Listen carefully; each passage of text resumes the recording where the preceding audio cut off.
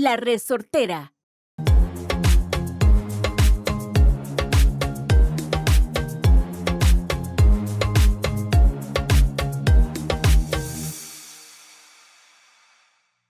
Hey guys, it is 2025. We told you last episode we would see you here in the new year, and here we are, season 2 of Pura Vida's Perspectives podcast. So number one, we know that we want to thank you guys for joining us for a whole nother season of interesting topics, amazing guests. I'm excited to, chat with you guys about who we have here today. We have Bastian Baker with Costa Rica Travels by Baker Feeling Adventures. Sorry, it's a lot of words. It's a mouthful. It's a mouthful. I want to make sure I got this right. And Bastian can offer a really great perspective on the travel aspect of Costa Rica. So obviously, you deal with Jairo deals with a lot of people in travel. I mostly deal with people moving, but they're coming and taking trips too. So I thought it'd be amazing to have him on for some episodes and really dig into the travels. So it'll be a great topic. But first of all, how's everyone's start of the year? I hope everyone else who's been watching has had an amazing start to 2025. Well, hello, 2025. We are back in Pura Vida Perspectives. Sara, I hope you had a great ending of the year and amazing start of 2025. I'm glad that we are back, and I'm glad we have these amazing guests today. This guy is going to share some amazing perspectives of what he has done in life. We'll be speaking for about 5 minutes, 10 minutes or so. And I'm like, wow, this dude, he's brave. Number one, I got to say, you're a really brave guy, man. Well, thank you very much, first of all. And thank you very much for having me here. I'm really thrilled and excited to be here. One thing I learned many years ago is a very nice proverb that says, courage is the magic that makes dreams come true. True. So I agree. In life, if you want something, you have to go for it, you have to get it, and you have to take that risk, that leap of faith, and see where it gets you. And well, I always joke and say, if you go to a dictionary and you look up the word persistent, there should be a picture of me next to the definition. yeah, well, that's basically very important as well as persistence. Not giving up. Of course, there's going to be hardships. One thing I mentioned in our first vlog in season 1 of our travels around the world is... in life, nothing ever goes the way you plan. You have to roll with the punches. Mm-hmm. And after that, the pandemic hit and nothing went the way we planned and we rolled with the punches. So you have to be persistent in your goal and know where you're going for, and there's nothing that needs to stop you. Now that you just mentioned the pandemic, tell us how you end up in Costa Rica. Well, it's a funny story. We have been organizing a travel around the world for years. So we put our house for sale and we, get everything ready to do that. And then we finally get everything ready. We sold our house, we quit our job, we sold our car, we were ready to go. And then there was this pandemic and we're not allowed to leave the country. So how long were you being here? Oh, this is No. Still. I mean, what I'm saying is when the pandemic hit, how many days or weeks were you in Costa Rica before that? Oh, no, we were still in Holland when the first lockdown hit. Ah, okay. So we were stranded without anywhere, without a job, without our house. So we slept on the kitchen floor of a friend for 4 months. And then between the first and the second lockdown, there was a little window where they allowed traveling. And we just said, we need to get out of here. We need to start our journey. So we looked for house and pet sit opportunities. And we found one in Bijagua in Costa Rica. We've never been to Costa Rica. We've never investigated Costa Rica. We knew nothing about Costa Rica. I said, let's just go. Let's get in the plane and we'll see when we get there. We'll find out. And we just arrived here for a week. And then everything locked down, the borders. We were not allowed to leave the country for 6 months. And that's when we decided to change our Costa Rica, change our travel channel into a Costa Rica travel channel. And that was 2020. So it's quite a while ago. Yeah. So I wanted, I guess, give you a little more of a formal introduction, was that, you have this amazing YouTube channel where you share your travel tips. I know in another episode, we're going to talk about maybe some future plans that you guys have. But, we talked a little bit about last night, and you mentioned a lot of budget-friendly travel tips. And I know, gosh, the world's getting more expensive these days. A lot of people are looking for those kinds of tips. So I thought you would be able to share a lot of expertise in that in that field. So I'm looking forward to hear what you have to say about that. Okay, where to start? Because of course, traveling can be really expensive. Yes. And you can only spend your money once. So for us, of course, we're trying to build up a business. That takes time. So for me, the equivalent of making money is not spending it. It's just as good. So a lot of things you can do for budget travel. The best thing that we discovered, which really was a game changer, was house and pet sitting. So this means there's a lot of people that have family abroad or expats. They go on trips 1 month, 2, 3 months, longer, shorter, and they need people to take care of their house.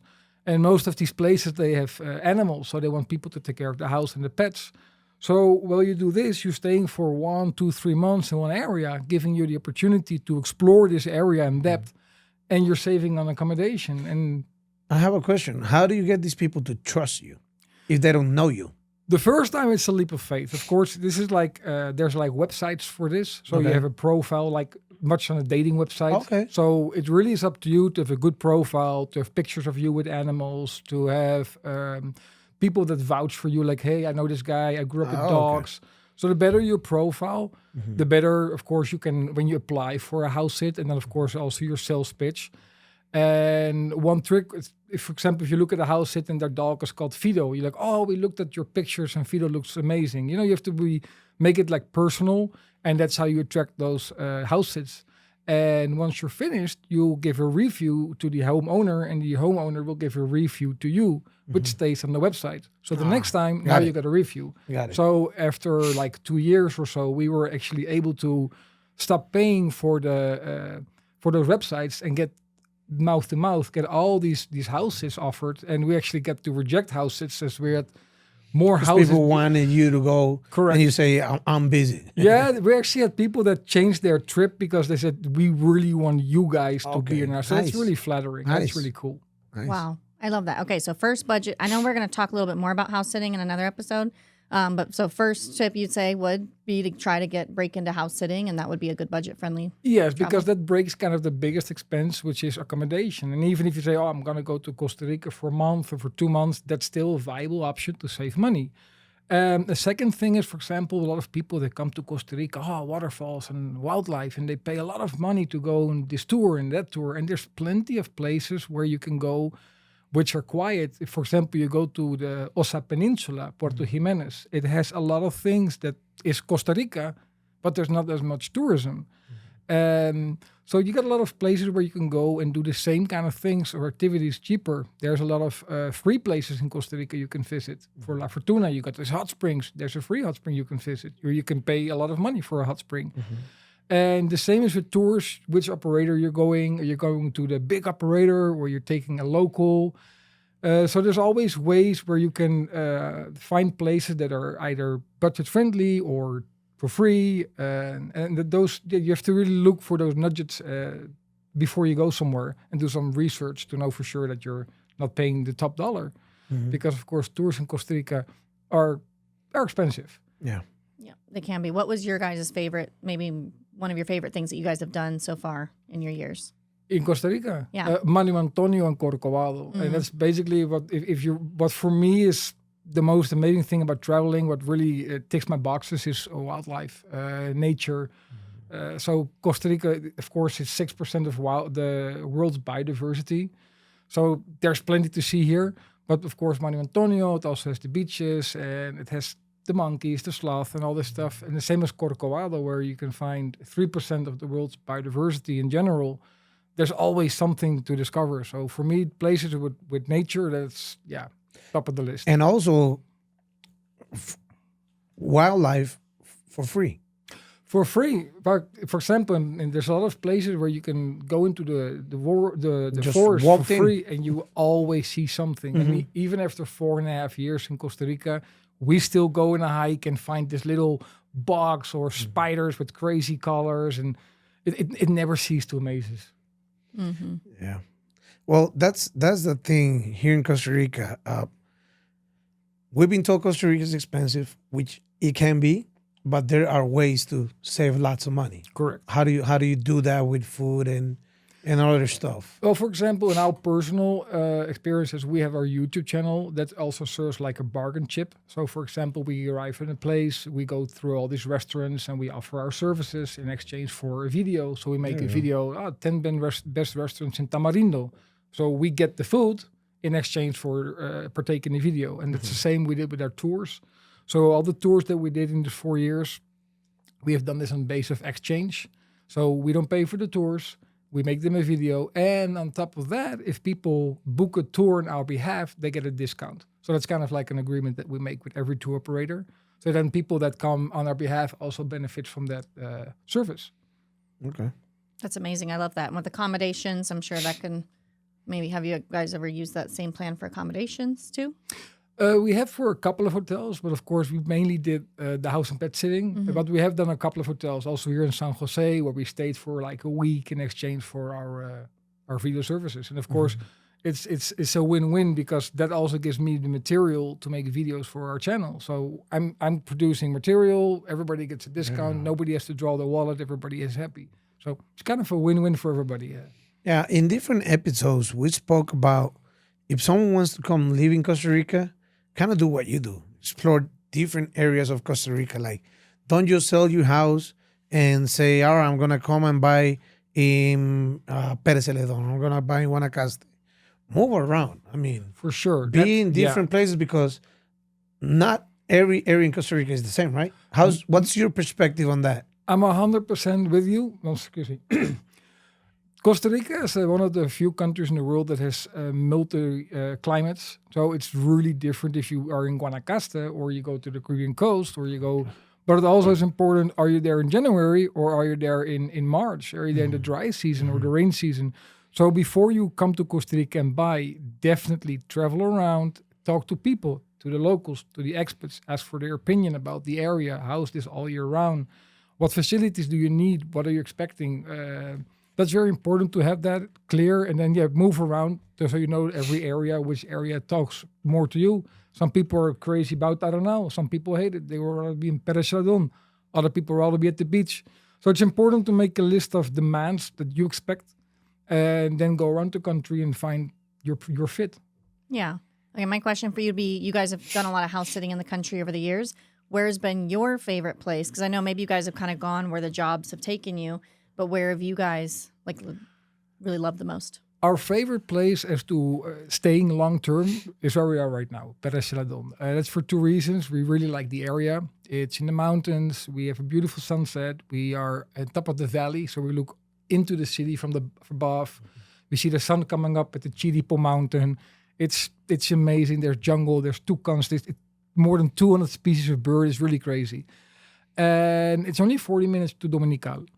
And we did several house sits in the same neighborhood, and we really click with all the neighbors. It's a great community. It's really a lot of expats, really nice people. So we really feel like we're at home. We know all the pets know us. So that's our favorite place.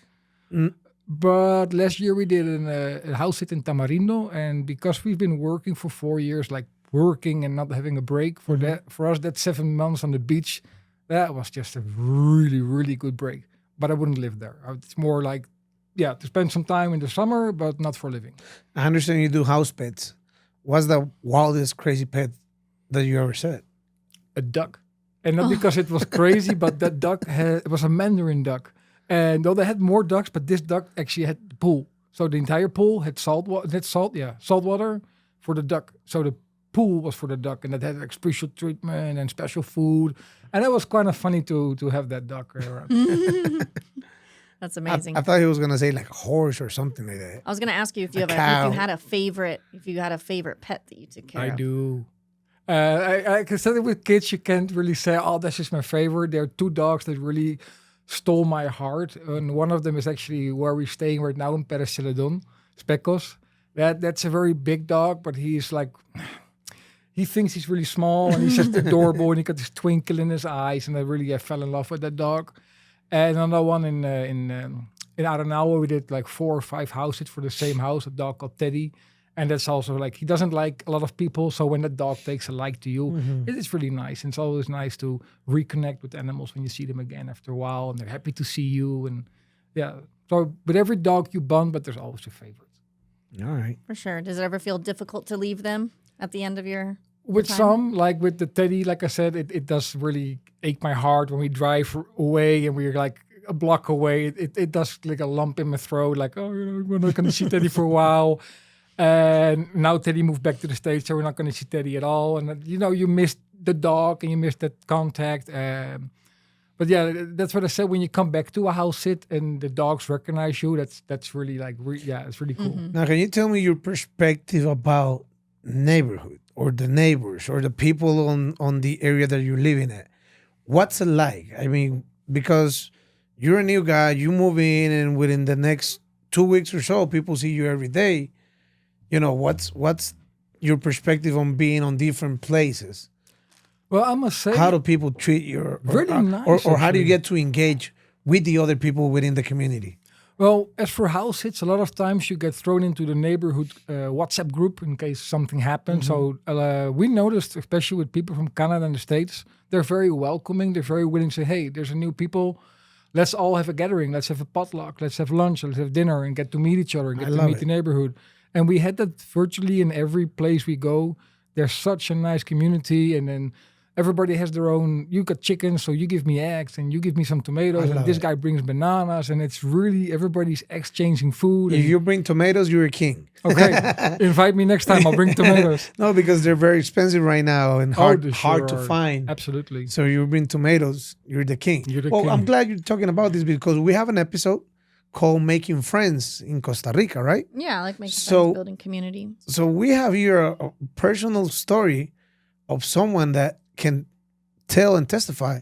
It's not that difficult to make friends in Costa Rica. I think we even mentioned WhatsApp groups or yeah. things like that. Oh, not even that. For example, in Tamarindo, and now we're talking Ticos, we go to a beach. It takes 5 minutes. It doesn't matter. We had it several times. We sit down and there's this guy covered with mosquitoes and like, hey, dude, there's mosquitoes on your head. And that is one of our best friends right now.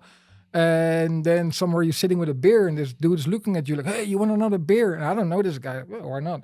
We end up spending the entire night having a campfire and having a great time.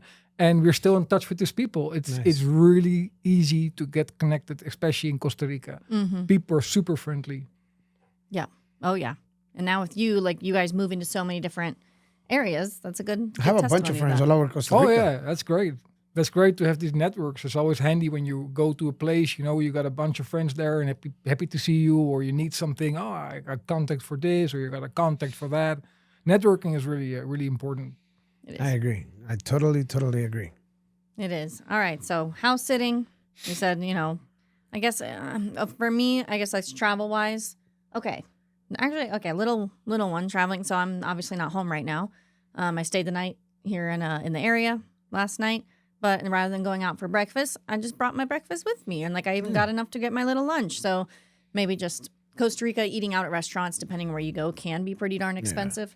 So I would just say Go to soda. go to sodas. Go to sodas. For like you did today. Like I came a little earlier, and instead of me going to a soda to buy a gallo pinto or whatever, I wasn't feeling like a gallo pinto type of guy today. I went a little less. So I stopped to AMPM, which is a little convenience store. I got myself a sandwich, chips, and a little juice. That was my breakfast. And I spent 3,000 colones or something like that.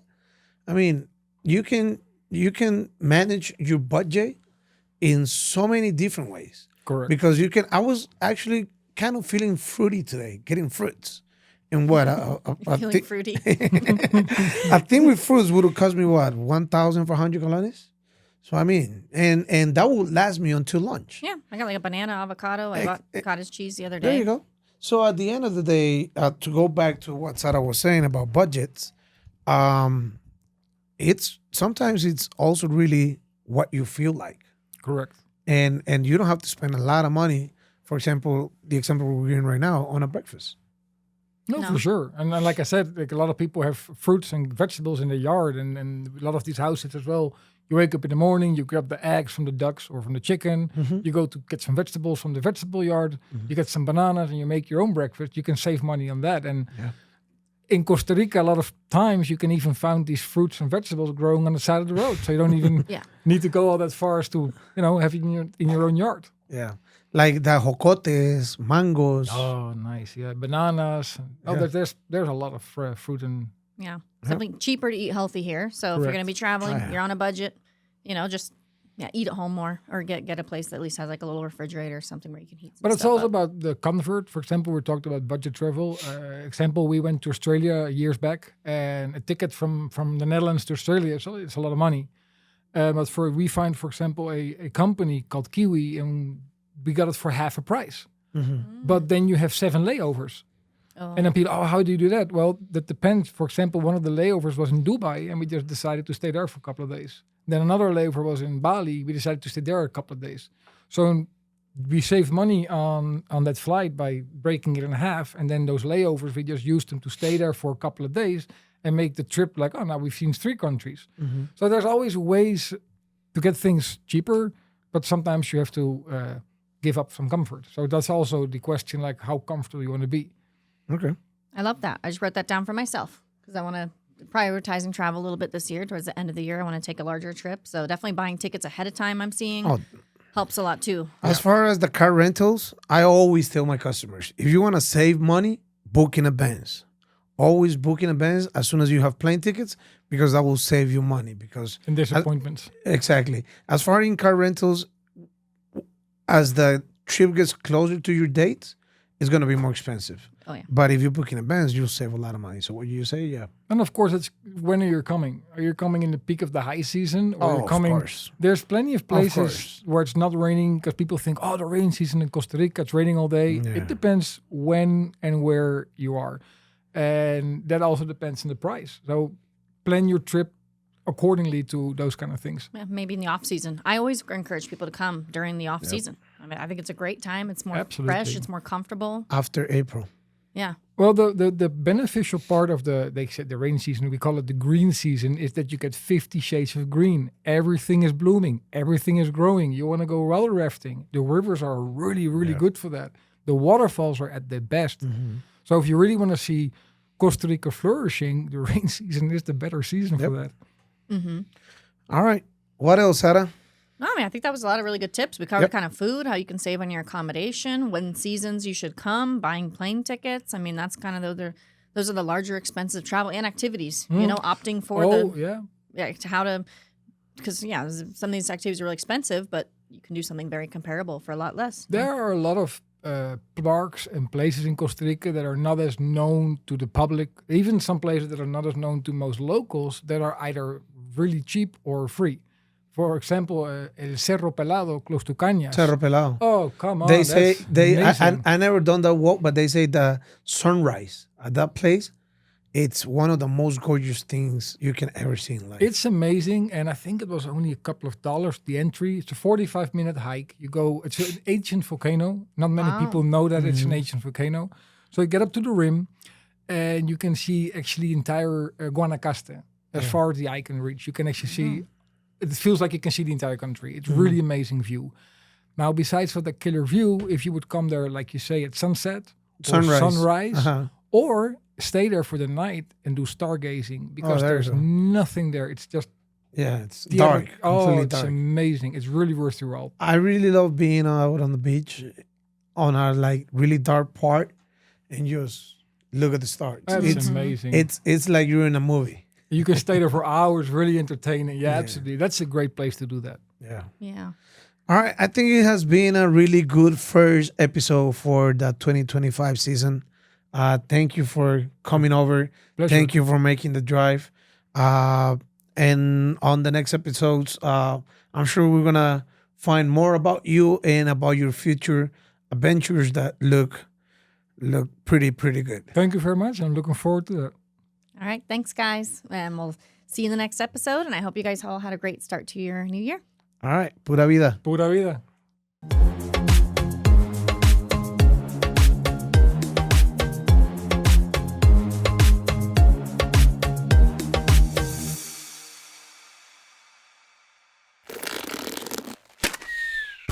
Esto fue una producción de La Resortera.